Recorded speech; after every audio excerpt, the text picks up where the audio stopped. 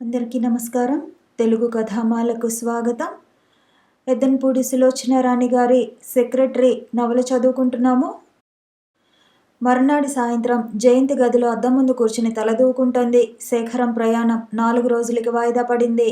4 రోజుల్లోనూ ప్రయాణం కోసం కావలసిన ఏర్పాట్లలో వెంట జయంతిని కూడా తీసుకెళ్లేందుకు అనుగుణంగా మార్పులు చేయటంతో సరిపోయింది. తలదూకుంటున్న జయంతికి వాసు ఉత్తరం వచ్చింది అంటూ కవరు ఒకటి తెచ్చి ఇచ్చాడు. ఎవరు? ప్రసాద్ కాదు కదా. క్షణం సేపు గుండెలు కొట్టుకున్నాయి. కవరు తిప్పి చూసింది. అడ్రస్ తన పేరుతో కేర్ ఆఫ్ విజయలక్ష్మి ఉంది. మద్రాసు నుంచి తిరిగి వచ్చింది. కనుబొమ్మలు ముడిచి ఉత్తరం తీసి చూసింది. చాలా పెద్ద ఉత్తరం. ఉత్తరం చివర సంతకం కోసం ఆత్రంగా వెతికింది. శేఖరం అని ఉంది. శేఖరం, నా ఉత్తరం అందలేదు అందలేదు అని 10 సార్లు అడిగిన శేఖరం, అది ఈ ఉత్తరమేనా? ఇందులో ఏముంది? మంచం మీద వచ్చి కూర్చుంది. ఇంత పెద్ద ఉత్తరం రాయటానికి శేఖరానికి ఎంత టైం పట్టిందో. అతని తెలుగు దస్తూరి ఇంత చిన్నగా ఇంత అందంగా ప్రింట్ చేసినట్టు ఒకే రీతిగా ఉంటుందన్న సంగతి ఇంతవరకు తెలియదు. మంచం మీద వెనక్కు వాలి దిండు నానుకొని పూర్తిగా ఏకాగ్రతతో చదవటం ప్రారంభించింది. జయంతి, నిన్ననే నీ పెళ్లి శుభలేఖ చేరింది. పెళ్లి నాటికి నేను రాలేకపోవచ్చు. 2-3 రోజుల్లో ఊరు పెడుతున్నాను. ఎప్పుడు తిరిగి వస్తానో కూడా నమ్మకం లేదు.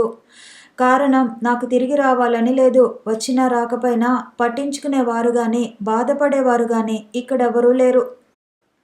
జయంతి, నేను వెళ్ళిపోయే ముందు, శాశ్వతంగా నీ నుంచి దూరమైపోయే ముందు నీతో కొన్ని విషయాలు చెప్పాలి. అవి చెప్పేస్తే భవిష్యత్తులో ఏనాడైనా ఏ రూపంగానైనా నీకు నేను గుర్తుకు రావటం తటస్థిస్తే నీ మనసులో సానుభూతితో ఓ నిట్టూర్పు తప్ప అసహ్యంతో చేదరింపు కలగదని నమ్మకం. అందుకే ఈరోజు ఇంత ఓపిగ్గా ఇవన్నీ చెప్పడానికి కూర్చున్నాను. జయంతి, చిన్నప్పటి నుంచి మానసికంగా చాలా ఒంటరిగా, ఓ విధంగా అందరికీ దూరంగా పెరిగాను నేను. మా అమ్మ నాకు 12 సంవత్సరాలప్పుడు పోయింది. కారణం తెలియదు. కానీ ఒక్క డాక్టర్ గారి కుటుంబం తప్ప మాకు ఆత్మీయులు కానీ బంధువులు కానీ లేరు. ఒక్క గీత తప్ప నాకు స్నేహితులు లేరు. స్కూల్లో కూడా ఎక్కువ మందితో నేను కలిసేవాడిని కాదు. మా అమ్మ కలవనిచ్చేది కాదు. అమ్మ పోయిన తర్వాత నా ప్రపంచం మరీ చిన్నబోయింది. దాదాపు శూన్యమైపోయిందని చెప్పొచ్చు. ఆవిడ నలుగురితో నన్ను ఎందుకు కలవనిచ్చేది కాదో నాకప్పుడు అర్థమైంది. ఇంకేమైనా స్నేహాలు దొరికితే ఆవిడకి దూరమైపోతానేమోనని ఆవిడ భయం. ఆవిడ ఊహలు, ఆవిడ ప్రపంచం అంతా నా చుట్టూ ఉండేదన్నమాట. మా అమ్మ పోయిన తర్వాత నాన్నగారు ఎలాగో అయిపోయారు. ప్రతిదాని మీద శ్రద్ధ తగ్గిపోయింది. వ్యాపారంలో క్రమేపీ నష్టం రావటం మొదలుపెట్టింది. చదువుకునే రోజుల్లో రేఖారాణి పరిచయమైంది. చిన్నప్పటి నుంచి ఒక రకంగా పెరిగిన నేను తర్వాత అవకాశం వచ్చినా అందరితో కలుపుగోలుగా ఉండలేకపోయేవాడిని. కాలేజీలో నా చదివేదో నేను చూచుకుని నా మార్గాన నేనే పోయేవాణ్ణి. రేఖారాణి బలవంతంగా నా జీవితంలో ప్రవేశించింది. నా ఒంటరితనాన్ని నుండి పట్టుబట్టి యువతలకి లాగి కాలేజీ ఫంక్షన్లు వాటిల్లో పాల్గొనేలా చేసింది. మా అమ్మ తప్ప ఇంకోరు చనువు అంత బాగా ఎరుగని నేను సహజంగా రేఖారాణి వైపు తిరిగాను. పైకి కనిపించే నీ గాంభీర్యం అంతా వట్టి ముసుగు. ఇది తీసి లోపల చూస్తే నీ అంత హుషారైన మనిషి ఇంకెవరూ లేరు అనేది రేఖారాణి. నా చదువు పూర్తయింది. నాన్నగారు తన బిజినెస్ అంతా నా చేతుల్లో వదిలేశారు. నాకు రేఖారాణిని వివాహం చేసుకోవాలని ఉండేది. కానీ నాన్నగారు, డాక్టర్ గారు అంతా గీతను నా భార్య క్రిందే చూసేస్తున్నారు. వాళ్ళకి ఎదురు చెప్పే సాహసం లేదు. తొలి యవ్వనపు పొంగు అది. అది దాచుకోలేను, బయట పెట్టలేను. ఈ పరిస్థితుల్లో నాన్నగారు పోయారు. నాకున్న బంధం తెగిపోయింది. చాలా అప్పులున్నాయి. వాటన్నింటినీ తీర్చాలి. నాన్నగారి పేరు ఎప్పటిలా నిలబెట్టాలి. కొడుకు సమర్థుడు, ప్రయోజకుడు అనిపించుకోవాలి. ఈ ఆశతో రాత్రింబవళ్ళు బిజినెస్లో కృషి చేశాను. ఎలాగైతేనే నేను అనుకున్నది సాధించగలిగాను. అప్పులు మెల్లమెల్లగా తీరుతున్నాయి. పడిపోతుంది అనుకున్న ఇల్లు నిలబడింది. దానికి మెరుగులు దిద్దటం ప్రారంభించాను. ఈ లోపల నాలో అనారోగ్యం ఎప్పుడు ప్రవేశించిందో నాకే తెలియదు. రేఖారాణితో హద్దుమీరి అతి చనువుగా ప్రవర్తిస్తున్నానన్న కోపంతో డాక్టర్ గారు రాకపోకలు నిలిపేశారు. అప్పుడప్పుడు జ్వరం వస్తుండేది. విపరీతంగా నీరసంగా అనిపించేది. అది ఎక్కువగా శ్రమించడం వల్ల అలసట అనుకున్నాను. దగ్గు వచ్చేది. రాత్రిళ్ళు ఎక్కువ మేలుకోవటం వల్ల వేడి చేసేమో అనుకున్నాను. తర్వాత బయటపడింది టీబీ అని. ఓ లంగు పాడైపోయిందని, రెండో లంగు పాడైపోవడానికి సిద్ధంగా ఉందని. ఇష్టం లేకపోయినా తప్పనిసరిగా మదనపల్లి శానిటోరియం వెళ్లాల్సి వచ్చింది. అక్కడ దాదాపు సంవత్సరం పాటు ఉన్నాను. ఈ సంవత్సరంలో రేఖారాణి ఆప్యాయత, స్నేహం క్రమేపీ అదృశ్యం కాసాగాయి. తనకి చూడాలని, రావాలని ఉంది కానీ వాళ్ళు ఒప్పుకోవటం లేదని ఉత్తరాలు వ్రాసేది. కానీ నాకు తెలుసు వాళ్ళింట్లో రేఖారాణి మాటకు ఎవరూ ఎదురు చెప్పరని. ఈ భయంకరమైన చీకటి రోజుల్లో గీత దగ్గరగా వచ్చింది. డాక్టర్ గారు నా నిర్లక్ష్యాన్ని మన్నించి నాకు మళ్ళీ ఆప్తులయ్యారు. ఆ రోజుల్లో గీత ఆత్మీయత, ధైర్యం చెప్పే ఆ మాటలు గుర్తొస్తే ఇప్పటికి కూడా కళ్ళల్లో నీళ్లు తిరుగుతాయి. అంతవరకు గీత అంటే నాకు విధమైన ఇష్టం తప్ప ఇంకేమీ ఉండేది కాదు. గీత ఆ ఇష్టాన్ని క్రమంగా మార్చుకునేలా చేసింది. జీవితం మీద ఆశ వదులుకొని వెళ్ళిన నేను సంపూర్ణమైన ఆరోగ్యంతో, రెట్టింపు హుషారుతో తిరిగి వచ్చాను. తిరిగి రాగానే నాకు మొట్టమొదట తెలిసిన విషయం రేఖారాణికి మరొక డబ్బుగల ఆయనతో వివాహం అయిపోయిందని. కానీ నాకేం బాధ అనిపించలేదు. తొలి యవ్వనపు పొంగు చల్లారింది. మనిషిగా, సంపూర్ణమైన వ్యక్తిగా నేను రూపొందుతున్న రోజులవి. గీతంటే నాకు మనసులో పెద్ద ఆకర్షణ లేదు. అయినా సరే అభిమానం చాలా అనిపించింది. గీతను పెళ్లి చేసుకోవడానికి ఒప్పుకున్నాను. శూన్యమాసం దాటనే లేదు. గీత మరణించింది. కొంతమంది మామూలు జీవితంలో మనకు ఇష్టం లేనట్టు, చాలా అల్పం అన్నట్టు కనిపిస్తారు. కానీ వాళ్ళు నిష్క్రమించిన తర్వాత ఏర్పడిన ఖాళీ చూస్తే దిమ్మెరపోతాం. నా విషయంలో కూడా సరిగ్గా అలాగే జరిగింది. గీత మరణం నా మనసులో నేనెప్పటికీ పూడ్చుకోలేనేమో అన్నంత వెలితి ఏర్పరిచి వెళ్ళిపోయింది. బిజినెస్ తప్ప నాకు ఇంకో ప్రపంచం లేదు. మనసంతా కేంద్రీకరించి ఏకాగ్రతతో రాత్రింబవళ్ళు పనిచేస్తే మనిషి సాధించలేంది ఏదీ ఉండదు. కొద్ది సంవత్సరాల్లోనే నే పట్టిందల్లా బంగారం కావటం ప్రారంభించింది. అనుకోకుండా వరదలా వచ్చి నన్ను ముంచేస్తున్నా ఈ డబ్బు ఏం చేసుకోవాలో, ఎలా ఖర్చు పెట్టాలో తెలిసేది కాదు. విపరీతంగా చందాలిచ్చేవాడిని. అది ఇంకో బాధ తెచ్చిపెట్టింది. నలుగురిలో నా పేరు మారుమ్రోగిపోవటము, బలవంతాన అందరూ నన్ను తమ సర్కిల్స్లో కలుపుకోవాలనే పోటీ పెరిగింది. ఆడపిల్లలున్న తల్లిదండ్రులకి నాకు ఆత్మీయులు కావాలనే ఆరాటం హెచ్చింది. ఎన్ని రకాల వ్యాపకాలున్నా నా ఒంటరితనం నన్ను వదలటం లేదు. అందుకే అందరినీ కలుపుకొని అందరూ నా వాళ్లే అని నమ్మడానికి ప్రయత్నిస్తూ మనశ్శాంతి కోసం ప్రయత్నించసాగాను. ఈ గందరగోళంలో రేఖారాణి మళ్ళీ నాకు సన్నిహితంగా వచ్చింది. కేవలం కుటుంబాన్ని అప్పుల నుంచి తప్పించడానికి వివాహం చేసుకున్నానని, అంతకంటే ఇంకేం లేదని, ఓ విధంగా జీవితాన్ని త్యాగం చేశానని, అది గుర్తించాలని మాట్లాడేది. నేను తనకి తెలుసునని, ఆప్తమిత్రుడనని అందరికీ చెప్పుకునేది. అంత క్రితం మా పరిచయం తెలిసిన కొంతమంది ఇది పెద్ద వార్తగా తీసుకునేవాళ్ళు కాదు. కానీ తెలియని వాళ్ళు చాలామంది రేఖారాణికి నాకు పరిచయం కంటే ముఖ్యమైనదేదో ఉందనుకునేవాళ్ళు. నాకిది మరీ విసికేసేది. చిన్నప్పటి నుంచి నాకు ఎవరి మనసు నొప్పించటం అలవాట్లేదు. నేనేదైనా నిష్కర్షగా మాట్లాడితే రేఖారాణి బాధపడుతుందేమోనని భయం. అలాగని ఆ చనువు సహించగలనా అంటే అది సహించలేను. రేఖారాణి మళ్ళీ నాకు దగ్గరగా రావాలని, పాత స్నేహాన్ని పైకి తీయాలని ప్రయత్నిస్తోందని నాకు తెలుసు. ఆ ప్రయత్నంలో ఎప్పటికీ విజయం పొందలేదు. కారణం నా మనసులో ఎక్కడ ఆ పరిచయపు ఛాయలు కూడా మిగల్లేదని నాకు ఒక్కడికే తెలుసు. ఆ పరిస్థితుల్లో నువ్వు పరిచయమయ్యావు. ఆ రోజు నాకు బాగా గుర్తుంది. జీవితంలో ఎర్రసిరాతో అండర్లైన్ చేసి గుర్తుపెట్టుకోవాల్సిన క్షణాలవి.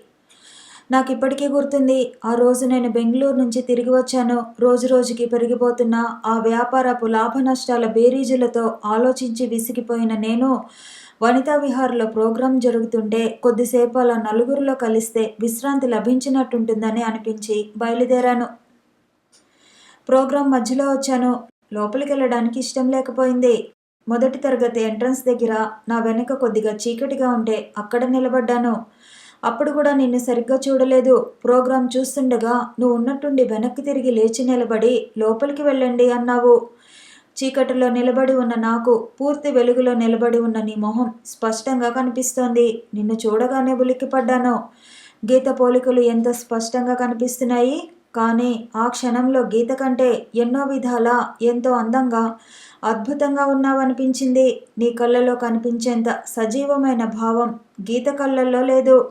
నీ ముక్కు ఉన్నంత నాజూకుగా కొనతేలి గీత ముక్కు లేదు. గీత పెదవులు, నీ పెదవులు అచ్చు ఒకేలా ఉన్నా నీ పెదవుల మీద మనోహరమైన చిరునవ్వు ఇద్దరికి వ్యత్యాసం ఉందని చెబుతుంది. గీత మెత్తగా మృదుభాషినిలా కనిపిస్తుంది. నువ్వు పొగరుగా ఏమాత్రం అయిష్టాన్ని సర్దుకోలేని విసురుకలదానివిగా కనిపిస్తావు.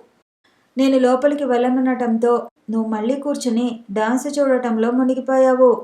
కానీ నా కళ్ళని నీ మీదే ఉన్నాయని నీకు తెలియదు. నా శరీరంలో అణువణువు నువ్వెవరో తెలుసుకోవాలని ఆతృత పడుతోందని నువ్వు ఊహించలేదు. ప్రోగ్రాం అయిపోగానే నిన్ను అడగాలనుకున్నాను. కానీ ఇంతలో సుమిత్రాదేవి వచ్చి నువ్వు వనితా విహార్ కొత్త సెక్రటరీ అని పరిచయం చేసింది. ఊపిరి పీల్చడం మర్చిపోయాను.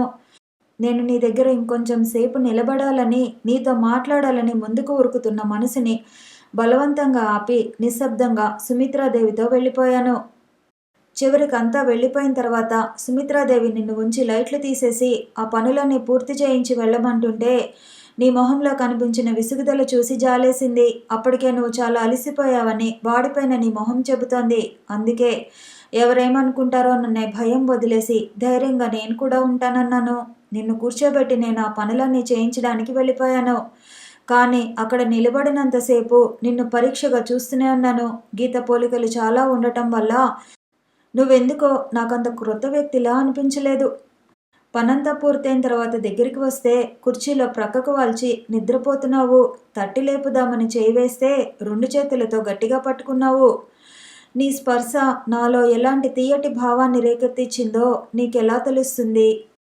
నిన్ను దించి వచ్చేసిన తర్వాత నా పేరు చెప్పగానే నీ కళ్ళల్లో కనిపించిన ఆశ్చర్యం, భయం గుర్తుకు రాగానే త్వరపడ్డానేమో, అతి చనువుగా ప్రవర్తించానేమో అనిపించసాగింది. సహజంగా నా గురించి ఎలాంటి కథలు ప్రచారం అవుతున్నాయో చూచాయిగా నేను ఊహించగలను.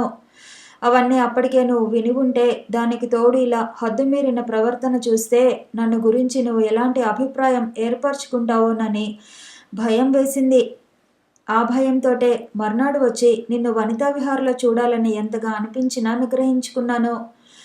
నిన్ను చూస్తే మాట్లాడాలనిపిస్తుంది. మాట్లాడితే తప్పకుండా పరిచయం పెరుగుతుంది. నీ మీద ప్రత్యేకమైన ఆసక్తి చూపుతున్నానని తెలిస్తే రేఖారాణి వాళ్ళు ఈర్ష్యతో నిన్ను ఉద్యోగం నుంచి తీసేయవచ్చు. ఈ ఉద్యోగం నుంచి వెళ్ళిపోతే నిన్ను చూడటం కూడా నాకు సంభవం కాదు.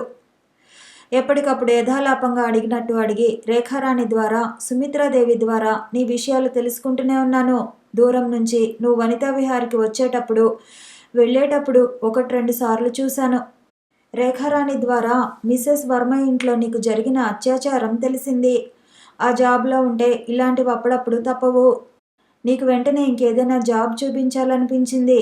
ఆ రోజు నీతో మాట్లాడాలని, ఓసారి దగ్గరగా నిన్ను చూడాలని నీకోసమే వస్తున్నాను. కానీ నువ్వు గేటు బయటే కనిపించావు. దోవలో నీ ఉద్యోగం పోయిందని తెలిసి నా సెక్రటరీగా రమ్మన్నాను. నాకు తెలుసు నిన్ను సెక్రటరీగా తీసుకుంటే వనితా విహార్ వాళ్ళంతా ఎంత విరుచుకుపడతారో, ముఖ్యంగా రేఖారాణి. కానీ నాలో అహంకారం ఆ అనుమానాన్ని తీసేసింది. నా ఇష్టమైన ఆ అమ్మాయికి ఉద్యోగం ఇస్తున్నాను. రేఖారాణి ఎవరు, వనితా విహార్ వాళ్ళు ఎవరు కాదనటానికి? నాకు అప్పటికే లభించిన పుష్కలమైన పేరు ప్రతిష్టలు నన్ను మరింత రెచ్చగొట్టాయి. నా భయం వల్ల నీవు ఒప్పుకుంటావా లేదా అనే. కానీ మర్నాడు కారు పంపగానే వచ్చావు. దాన్ని బట్టి ఆ క్షణంలో నీకు జాబ్ చాలా అవసరం అని గ్రహించాను. ఈ అవకాశాన్ని నేను జారవిడ్చదలుచుకోలేదు. ఈ రూపంగా దోవ కల్పించుకుని నీ మనసులో స్థానం కల్పించుకోవాలని ఆశ. నువ్వు నా సెక్రటరీగా చేరిన తర్వాత నా ఇంటికే కాదు, నా జీవితానికి కూడా కొత్త కాంతి వచ్చింది. నీ రూపం, అమాయకమైన నీ మాటలు చాలా హాయిగా ఉండేవి. ఒంటరితనం మెల్లమెల్లగా నాకు తెలియకుండానే మాయమవసాగింది. ఎప్పటికైనా నిన్ను నా వైపుకు తిప్పుకోగలను అనే ఆశ నా మనసులో ఉదయించటం ప్రారంభించింది. ఆ రోజు నీ పుట్టినరోజు. హఠాత్తుగా సినిమాలో నేను పంపించిన చీర కట్టుకుని కోటి కాంతులతో వెలిగిపోతున్న నిన్ను చూసేసరికి నిజంగా నాకు మతిపోయింది. నిన్ను అలా చూస్తూ ఎన్ని గంటలైనా నిశ్శబ్దంగా గడపవచ్చు అనుకున్నాను. అంతకుముందు నేను ఎంతమందికో ఎన్ని రకాలుగానో బహుమతులు ఇచ్చాను. కానీ నువ్వు ఈ చీర కట్టుకున్నప్పుడు చూడగానే కలిగిన తృప్తి నాకెప్పుడూ కలగలేదు. ఆ రాత్రి గోకుల్ విహార్లో పైన రూఫ్ గార్డెన్ మీద ఒంటరిగా నీవు ఉన్నప్పుడు నువ్వు పిట్టగోడ దగ్గర అంచున ఆనుకొని క్రిందికి చూస్తూ బొమ్మలాగుంటే వెనుకగా వచ్చి నిన్ను 2 చేతులతో ఎత్తుకొని ఎక్కడికైనా పారిపోవాలనిపించింది. మరికొంచెం సేపు ఇలా ఒంటరిగా ఉంటే నా మనసు నన్నే పిచ్చి పనుల వైపు రెచ్చగొడుతుందోననే భయంతో గబగబా నిన్ను క్రిందికి లాక్కు వచ్చేశాను.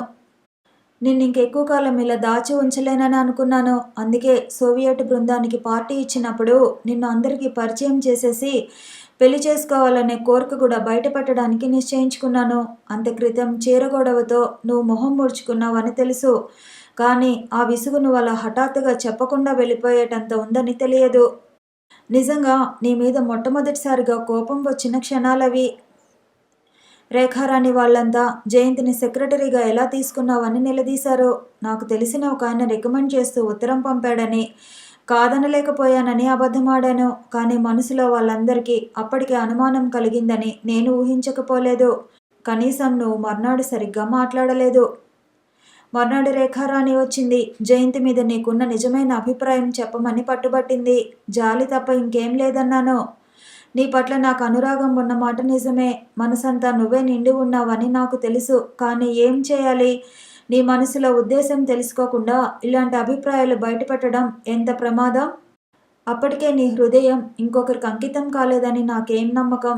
రేఖారాణి తను మానసికంగా నరకం అనుభవిస్తున్నానని, ఆ భర్తతో అసలు సుఖం లేదని, జీవితం వ్యర్థం అనిపిస్తోందని, నువ్వు ఇష్టపడితే ఆయనకి డైవోర్స్ ఇచ్చేస్తాను, మనిద్దరం పెళ్లి చేసుకుందామని ఏవేవో మాట్లాడటం మొదలుపెట్టింది. రేఖారాణిని మందలించడమే కాకుండా ఇలాంటి చనువు ఇక తగ్గిస్తే బాగుంటుందని కూడా అన్నాను. ఉన్నట్టుండి రేఖారాణి నా మీదకి ఒరిగి నా గుండెల్లో మొహం దాచుకుని హిస్టీరియా వచ్చిందానిలా ఏడవసాగింది. నాకేం చేయాలో తోచలేదు. ప్రపంచంలో ప్రతి మగవాడిలాగానే ఆడవాళ్ళ కన్నీరు చూసి భరించే శక్తి నాలో లేదు. పరిస్థితులు అర్థం చేసుకుని జీవితాన్ని సరిదిద్దుకునేందుకు ప్రయత్నించమని, నేనెప్పటికీ నీ స్నేహితుడిగా ఉంటానని సముదాయించసాగాను. కొద్దిసేపైన తర్వాత రేఖారాణి ఏడుపు తగ్గింది. నిన్ను పోగొట్టుకుంటానేమోనన్న భయం నన్ను వెర్రిదాన్ని చేస్తోంది. అంతకంటే ఇంకేం లేదు అంది కళ్ళు మూసుకుంటూ. నేనేం మాట్లాడలేదు. ఇదంతా ఇంతటితో స్వస్తి చెప్పాలి అని మృదువుగా రేఖారాణికి ఎలా నచ్చ చెప్పాలా అని ఆలోచిస్తుండగా ఇంతలో నువ్వు వచ్చావు. క్షణంసేపు నిర్లిప్తుడనైన నాకు ఏం చెప్పడానికి తోచలేదు. నువ్వు చూసిన ఆ దృశ్యం నీ మనసులో ఎలాంటి ముద్ర వేస్తుందో ఊహించలేని మూర్ఖుణ్ణి కాదు. రేఖారాణిని పైకి పంపి నిన్ను తీసుకొచ్చి గదిలో కూర్చోబెట్టాను. అప్పుడు నీ మొహం చూస్తూనే తెలిసింది నువ్వు మంచి మూడులో లేవని. రేఖారాణిని పంపేసి వచ్చిన తర్వాత మన ఇద్దరి మధ్య జరిగిన సంభాషణ నీకు గుర్తుండి ఉంటుంది. అనవసరంగా నన్ను రెచ్చగొట్టావు. ఆ రోజు నిన్ను ఇంటి దగ్గర దింపి వెళ్ళిన తర్వాత నాలో నాకే ఓ విధమైన భయం కలగసాగింది. నువ్వు మళ్ళీ నా సెక్రటరీగా రావనే అనిపించింది. ఆ అనుమానానికి బలం కలిగిస్తూ నువ్వు మర్నాడు కారు పంపిస్తే రాలేదు, తిరగొట్టావు. నీకు నిజంగా ఒంట్లో బాగాలేదని నేను నమ్మలేదు. చివరికి ధైర్యం చేసి మీ ఇంటికి వచ్చేశాను. ఆ రోజు నేను రావటం ఇంకో గంట ఆలస్యమైతే నాకు అది గుర్తొస్తే ఇప్పటికీ ఒళ్ళు గొగ్గురు పొడుస్తుంది. నిన్ను హాస్పిటల్లో చేర్పించిన తర్వాత ఆపరేషన్ జరిగి అంత సవ్యంగానే ఉందని తెలుసుకొని బామ్మని ఇంటి దగ్గర దించడానికి వచ్చాను. కూర్చోనాయనా అంటూ కుర్చీ చూపించి ఆవిడ లోపలికి వెళ్ళిపోయింది. నువ్వు ఉండే ఇల్లంతా పరీక్షగా చూశాను. చిన్న మంచం, ఒకే ఒక కుర్చీ, గోడలో ఉన్న అల్మారాలో దేవుడు, పుస్తకాలు, ఇవన్నీ పరీక్ష చేస్తున్న నాకు గోడ మీద ఉన్న ఓ ఫోటో మీద హఠాత్తుగా దృష్టి నిలిచిపోయింది. తెల్లబోయాను కూడా. లేచి వెళ్ళి మేకుకి తగిలించి ఉన్న ఆ ఫోటో తీసి పరీక్షగా చూశాను. సందేహం లేదు, మా అమ్మ ఫోటోనే. ఇక్కడెందుకుందో నాకు అర్థం కాలేదు. ఈ లోపల బామ్మ కాఫీ గ్లాస్తో తిరిగి వచ్చింది. ఈ ఫోటో ఇక్కడెందుకుంది అన్నాను ఆత్రంగా. ఆవిడ విచిత్రంగా నా వైపు చూసి, ఇక్కడెందుకుంది ఏమిటి? అది మా ఫోటో. మా అబ్బాయి, మా అమ్మాయి, మధ్యలో నేను. ఈయన జయంతి తండ్రా? అవును. కుడి ప్రక్కనున్నది నా అక్క కూతురు రాజ్యలక్ష్మి. నాకు సంతోషంతో గావు కేక పెట్టాలనిపించింది. ఆ ఫోటోని తీసుకుని ఆవిడ దగ్గరగా వెళ్ళి, కానీ ఇది మా అమ్మది. ఈ ఫోటో మా ఇంట్లో కూడా ఉంది అన్నాను. కాఫీ గ్లాస్ అలాగే పట్టుకుని ఆవిడ ఇంకా తెల్లబోయి చూస్తోంది. నేను వెంటనే చేపట్టుకుని, నిజం, రాజ్యలక్ష్మి మా అమ్మ. మా ఇంటికి వస్తే ఇప్పుడే చూపుతాను. మై గాడ్, జయంతి నాకు వాక్యం పూర్తి చేయలేకపోయాను. తర్వాత బామ్మ ద్వారా తెలిసింది, మా అమ్మ చిన్నప్పుడే తల్లిదండ్రి పోతే వాళ్ళ మేనత్త దగ్గర పెరిగిందట. నేను పెంచుకుంటాను అని బామ్మ ఎంత బ్రతిమిలాడినా ఆవిడ ఇవ్వలేదట. ఆ మేనత్త చాలా గయ్యాలి. మా అమ్మ అభిప్రాయం ఏదీ బయట పెట్టలేనంత హడలుగా పెంచిందట. కానీ మీ నాన్న, మా అమ్మ చాలా ఆప్యాయంగా ఉండేవారట. చివరికి వయసు వచ్చిన తర్వాత చాలా డబ్బుందని ఓ రెండో పెళ్లి ఆయనతో సంబంధం కుదిరిస్తే అది ఇష్టపడక పక్కింటి వారి అబ్బాయితో పారిపోయి వచ్చింది. ఇన్ని సంవత్సరాలు గడిచినా మా అమ్మకి, నాన్నకి ఆవిడంటే భయమే. అందుకే ఎవరికీ ఉనికి తెలియకుండా ఉండటం కోసం హైదరాబాద్ వచ్చి స్థిరపడిపోయారు. వాళ్ళు మళ్ళీ తమ వాళ్ళెవరితోనో పరిచయం ఏర్పరచుకోవాలని ప్రయత్నించలేదు. బామ్మ ఇదంతా చెప్పిన తర్వాత మా అమ్మ వాళ్ళంత ఒంటరిగా ఎవరు బంధువులు లేకుండా ఎందుకు గడిపారో నాకు అర్థమైంది. నా ఆనందానికి హద్దులు లేకపోయాయి. నేను ఇంతగా కోరుకుంటున్న వ్యక్తి నాకు పరాయి మనిషి కాదు, నాకు మామయ్య కూతురు. నీ మీద నాకు అధికారం ఉంది. అన్నింటికంటే చాలా రోజుల తర్వాత మా అమ్మని మరిపించేటంత ఆప్యాయత ఇవ్వగలిగిన బామ్మ దొరికింది. నీ మీద నాకు హక్కుందనే అహంకారంతోనే నిన్ను నా ఇంటికి తీసుకొచ్చాను.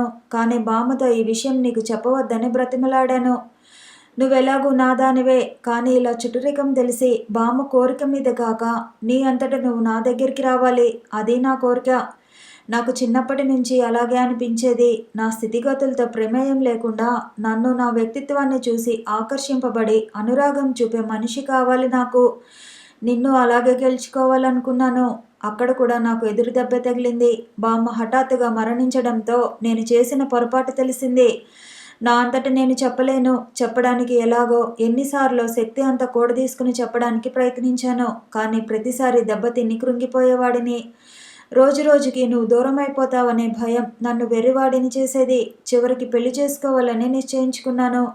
అదే ఆ రోజు రాఖీ కట్టడానికి వస్తే చెప్పేశాను. మర్నాడు నాకు అర్జెంటుగా బెజవాడ వెళ్లాల్సిన పని తగిలింది. వెళ్ళటం ఏమాత్రం ఇష్టం లేదు. కానీ నేను వెళ్ళకపోతే ఆ పని జరగదు. పని పూర్తయ్యేసరికి రాత్రి పొద్దుపోయింది. కొద్దిగా వాన పడుతోంది. పోనీ ఆ పూట ఆగిపోదామనుకున్నాను. కానీ మనసు ఒప్పుకోలేదు.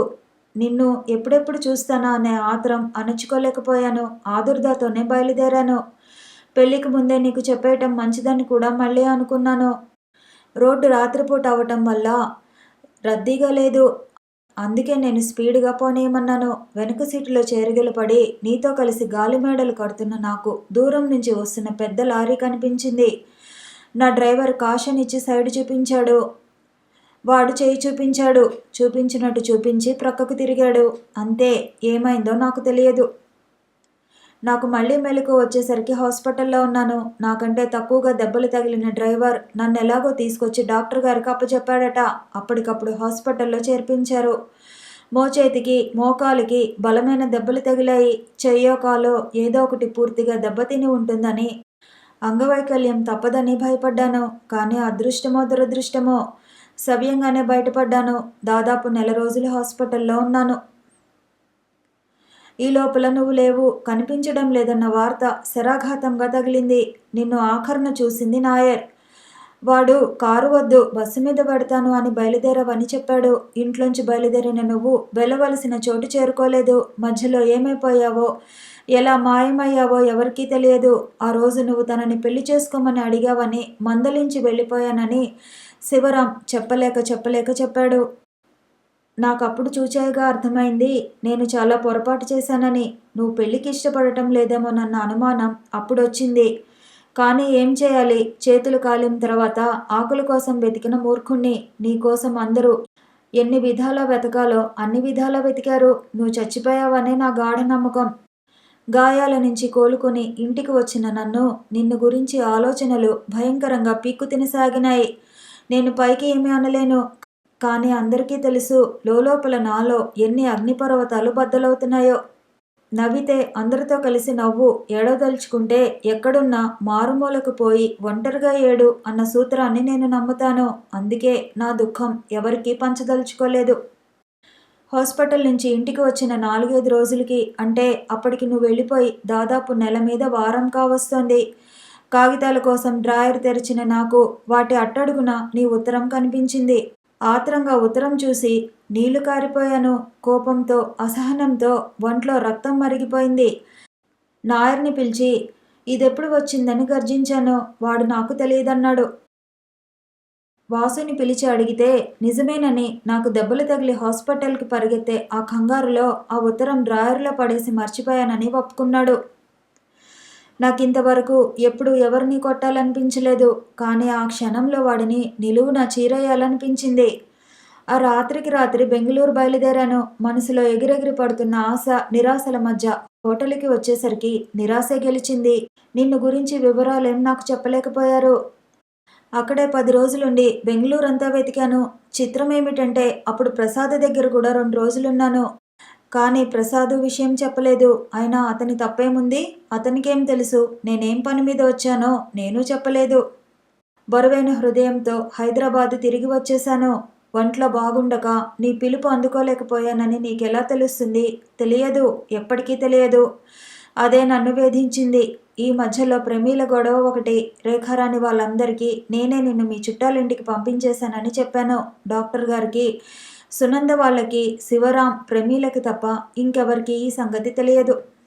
నువ్వు లేవనే అదను చూసుకుని రేఖారాణి నన్ను మరింత విసిగించటం ప్రారంభించింది. చివరికి నిష్కర్షగా ప్రమీలను చేసుకోనని, నాకెప్పటికీ అసలు పెళ్లి చేసుకునే ఉద్దేశమే లేదని ఖచ్చితంగా బయటపెట్టేశాను. అలాగైతే కరుణాకరం గారు తన భర్త బిజినెస్లోంచి తప్పుకుంటారని బెదిరించింది. తప్పుకున్నా ఉన్నా నాకు అవసరం లేదు.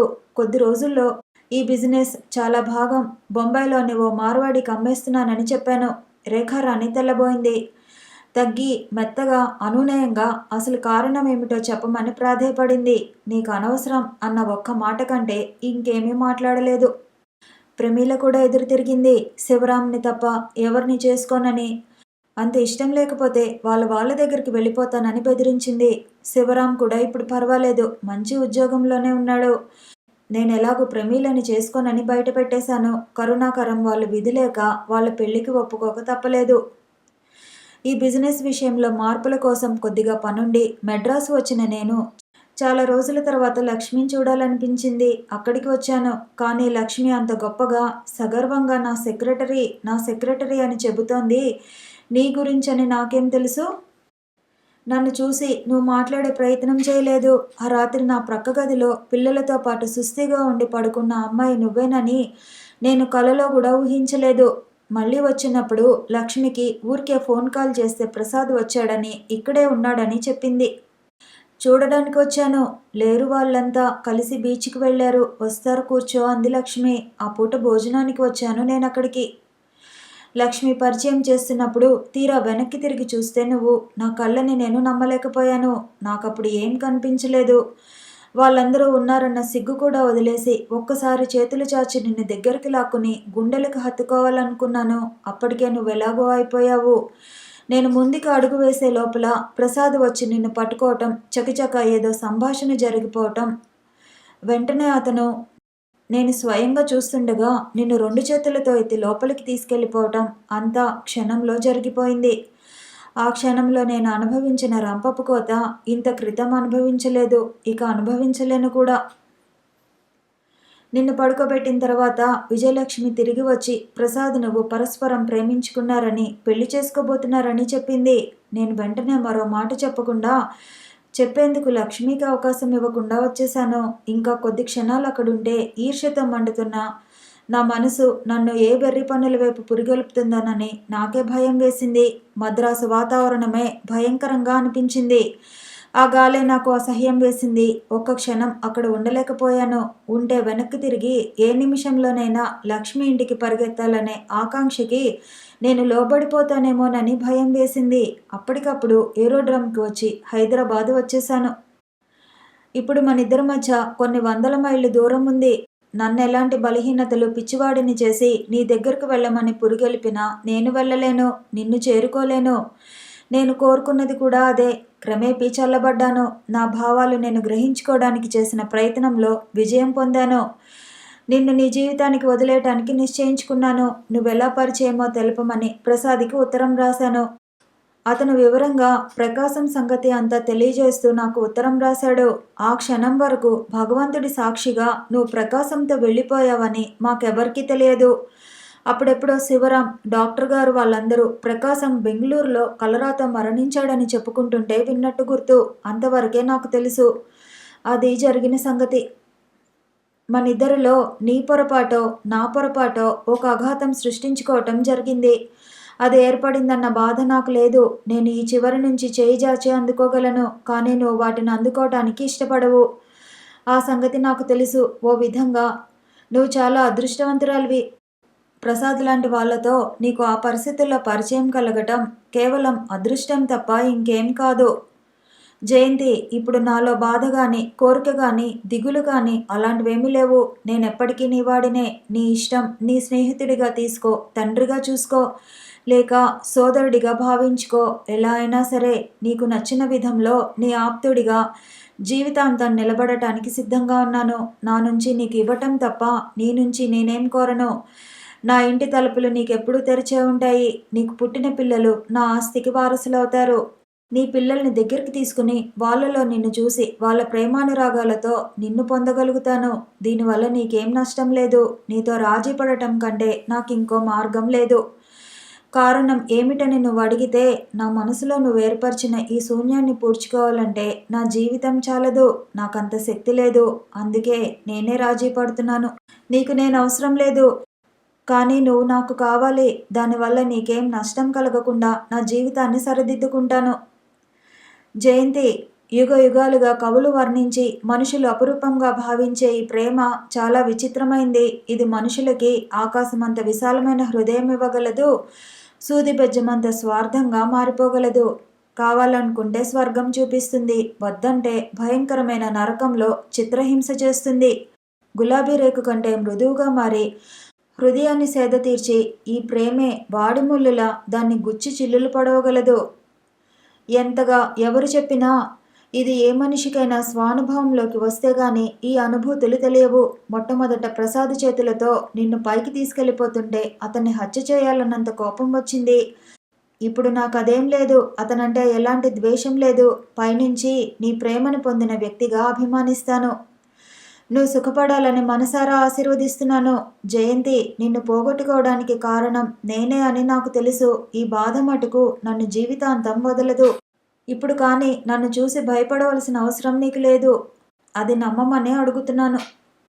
మీ పెళ్ళికి రావాలని ఉంది, వద్దని ఉంది. ఇంకా మనసులో ఏ మూలో చల్లారని వేడి కొద్దిగా ఉంది. అది పూర్తిగా తగ్గిపోతే వస్తాను, లేకపోతే రాను. ఇది నువ్వు సహృదయంతో అర్థం చేసుకో. కానీ ఇలా నేను వెళ్ళిపోయే ముందు ఒకసారి చూస్తాను, చూసి తీరుతాను. అప్పుడు భయపడకుండా చనువుగా మాట్లాడు. అది మర్చిపోకు. నన్ను నువ్వు ఎలాగైనా తీసుకో. నువ్వు మాత్రం నాకు జీవన జ్యోతివి, ఆప్తురాలివి, ఒంటరి సమయంలో సదా వెంటుండే కనిపించని తోడివి. ఉంటాను. ఆశీర్వచనములతో, శేఖరం. ఉత్తరం చదవటం పూర్తయ్యేసరికి జయంతి చెంపల మీద కన్నీళ్లు కాల్వలు కడుతున్నాయి. శేఖరం, ఆ పేరే ఇప్పుడు కొత్తగా ఉంది. అందుకేనా అతను అన్నిసార్లు నా ఉత్తరం చూడలేదా అని 10 సార్లు రెట్టించి అడిగాడు. భగవాన్, తనకేం తెలుసు? నిజంగా ఇదంతా ఎప్పుడో చెప్పాల్సింది. చెప్పకపోవటం పొరపాటే. లేదు, చెప్పలేదు. కేవలం నా స్థితిగతులు చూసి కాదు, నన్ను, నా వ్యక్తిత్వాన్ని చూసి ఆకర్షింపబడిన మనిషి నాకు కావాలి అని. అదే అతని ఉద్దేశమైతే అతనే గెలిచాడు. ఈ ఉత్తరం చూడకముందేగా తను వచ్చేసింది. జయంతికి చాలాసేపటి వరకు అసలు ఆ మంచం మీద నుంచి లేవాలనే అనిపించలేదు. ఒక్కరోజు రావటం ఆలస్యమైతే ఒక్క 24 గంటలు దూరంగా ఉంటే శేఖరం శాశ్వతంగా దూరమైపోయేవాడు. వాసు, నాయర్ని ఇక్కడికి పిలు. ముందు గదిలో శేఖరం మాట వినిపించింది. జయంతి చప్పున లేచి ఉత్తరం తీసి దిండి కింద దాచేసింది. తను వెంటనే వచ్చి అద్దం ముందు నిలబడి తలదూవుకోవటం ప్రారంభించింది. గుండెలు వేగంగా కొట్టుకుంటున్నాయి. శరీరం, మనసు ఏకమై అతని కోసం అణువణువు ఆత్రంగా ఎదురుచూస్తున్నాయి. ఇప్పుడు కనిపించబోయే శేఖరం వేరు, పూర్తిగా వేరు. శేఖరం గదిలోకి వచ్చి కోటు విప్పి కుర్చీ మీద గీరవాటేసి కూర్చుని బూటు విప్పుకోవటం ప్రారంభించాడు. ఇంకా నువ్వు తయారు కాలేదు? ఏం చేస్తున్నావు ఇంతవరకు? ఓ అరగంటలో వాళ్ళందరూ వస్తున్నారు. ఎవరెవరు? తన గొంతు తనకే కొత్తగా వినిపించింది. డాక్టర్ గారు, కామేశ్వరమ్మ గారు, శివరాం, ప్రమీల, సునంద, భర్త, పిల్లలు, నీ ఆప్తులంతా. జయంతిని అతని దగ్గరికి పిలవలేదు. అతని దగ్గరగా వెళ్ళాలనే కోరికను అణుచుకోవటం జయంతికి సాధ్యం కావటం లేదు. అన్ని ఏర్పాట్లు జరిగిపోయినాయి. రేపు రాత్రి బయలుదేరి ముందు సరాసరి తిరుపతి వెళ్ళటం. శేఖరం ఆగిపోయాడు. వెళ్ళి కుర్చీ మీద పడేసిన అతని కోటు చేతిలోకి తీసుకుని చూస్తూ అంది. వెళ్ళి జయంతి గొంతును అనుకరిస్తూ నవ్వాడు. జయంతి నిశ్శబ్దంగా అతని కోటును తీసుకెళ్లి హ్యాంగర్కి తగిలించింది. వెళ్ళి తర్వాత అక్కడి నుంచి యాత్ర విసుగు పుట్టినన్ని రోజులు నువ్వు ప్రయాణం చేయలేక ఇల్లో అని గోల పెట్టేంత వరకు శేఖరం వాక్యం పూర్తి చేయలేదు. మెల్లగా జయంతి వెనక నుంచి అతని మెడ చుట్టూ చేతులు వేసి భుజం మీద తల అంచుకుంది. ఓ, దీని భావమేమి తిరుమలేసా? జయంతి తన మీదికి వంగటంతో ముందుకు పడిన పొడగాటి జుట్టుని చేతిలోకి తీసుకుని గుప్పెటితో పట్టి చూస్తూ అన్నాడు. వెనక నుంచి సమాధానం రాలేదు. చెప్పు, ఏమిటి? మళ్ళీ మూడు మారిందా? మద్రాసు వెళ్ళిపోవాలనుకుంటున్నావా? చేయి జాచి జయంతి భుజం పట్టి తన ముందుకు లాక్కుంటూ అడిగాడు. క్షణంసేపు ఇద్దరు చూపులు కలుసుకున్నాయి. జయంతి రెండు కళ్ళ నిండా నీళ్లు నిండి ఉన్నాయి. మై గాడ్ జయంతి! శేఖరం ఆదుర్దాగా చూశాడు. జయంతి చప్పున అతను గుండెల్లో మొహం దాచుకుంది. ఏమిటి? ఏమైంది? కంగారుగా అడిగాడు. మీరు నాకెందుకు చెప్పలేదు? ఏమిటి? ఏం చెప్పలేదు? ఉత్తరం గురించి. ఉత్తరమా? మీరు మెడ్రాసుకి పోస్ట్ చేసిన ఉత్తరం ఈరోజు తిరిగి వచ్చింది. జయంతి! శేఖరం పెదవులు అస్పష్టంగా పలికాయి. వెంటనే జయంతిని భుజాలు పట్టి మోచేతి దూరంలో నిలబెట్టి కళ్ళలోకి పరీక్షగా దేన్నో వెతుకుతున్నట్టు చూశాడు. మీరే గెలిచారు, కన్నీళ్ల మధ్య చిరునవ్వుతో అంది. శేఖరం ఇంకా అలాగే చూస్తున్నాడు. జయంతి కళ్ళు మెల్లగా కిందికి వాలిపోయినాయి. కానీ నేనలా వెళ్ళిపోవడమే మంచిదైంది. లేకపోతే ఎప్పటికీ మీ విలువ తెలిసేది కాదేమో. నీ మొహం కేవలం అదృష్టం తోడుగా ఉండటం వల్ల ఎక్కడికి వెళ్ళినా జాగ్రత్తగా నా దగ్గరికి తిరిగి వచ్చావు. ఒకవేళ ప్రకాశమే బ్రతికుంటే? జయంతి శరీరం భయంతో జలధరించింది. నిజం అంది ఒప్పుకుంటున్నట్టు. జయంతి మనసులో భయాన్ని గుర్తించిన శేఖరం దగ్గరికి లాక్కుని, నువ్వు కాదు, నేను అదృష్టవంతుడిని. లేకపోతే నా శేష జీవితమంతా ఆవేదనతో మతి చెలించినట్లు పిచ్చివాడిలా బ్రతకాల్సి వచ్చేది. ఇప్పుడు చల్లని వెన్నెలలా ఆహ్లాదమిస్తున్న ఈ మనశ్శాంతి అప్పుడు దూరంగా పారిపోయి ఎండమావిలా వెక్కిరించేది అన్నాడు. జయంతి సమాధానం చెప్పలేదు. మౌనంగా అతని భుజం మీద తల అంచుకొని తృప్తితో కళ్ళు మూసుకుంది. కథ సమాప్తం. మరొక కథతో మళ్ళీ కలుసుకుందాము. ఈ వీడియో నచ్చితే లైక్ చేయండి, షేర్ చేయండి, కామెంట్ చేయండి, ఛానల్ని సబ్స్క్రైబ్ చేయండి.